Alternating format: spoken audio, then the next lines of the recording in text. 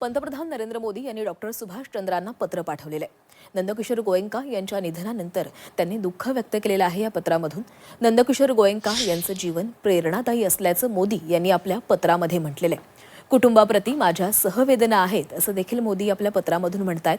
अनेकदा त्यांना भेटण्याची संधी लाभली।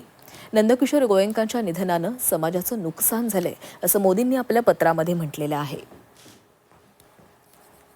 डॉक्टर सुभाष चंद्रांना पितृशोक झालेला आहे। त्यांचे वडील नंदकिशोर गोयंका यांचं निधन झालं आणि त्यानंतर आता पंतप्रधानांनी त्यांना पत्र लिहिलेलं आहे।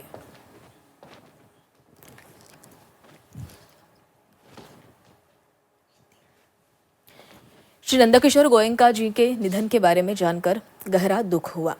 इस कठिन समय में मेरी संवेदनाएं आपके और आपके परिवार के साथ है। प्रेरणादायी व्यक्तित्व के धनी श्री नंदकिशोर गोयंका जी ने अपने दशकों के लंबे सार्वजनिक जीवन में परिश्रम को सर्वोच्च स्थान दिया। पारिवारिक व्यवसाय के मार्गदर्शन के रूप में उन्होंने अपने आदर्शों और कर्मनिष्ठा से समूह की यात्रा में योगदान दिया। उन्होंने न केवल व्यावसायिक परंपराओं को समृद्ध किया बल्कि समाज के प्रति अपने दायित्व का भी पूरी निष्ठा से निर्वहन किया।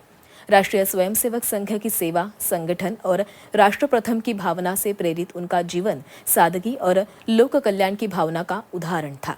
वह मेरा सौभाग्य रहा है कि मुझे उनसे कई बार मिलने का अवसर मिला और उनका आत्मीय व्यवहार सदैव मेरी स्मृति में रहेगा।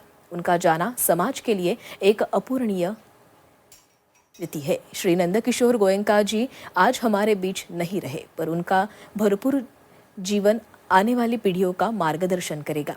उनका स्नेह, स्मृतियाँ व शिक्षाएं सदैव परिवार के साथ रहेगी। ईश्वर से प्रार्थना है कि वह अपने आपके परिवार और शुभचिंतकों के वह दुख सहन करने की शक्ति और धैर्य प्रदान करे।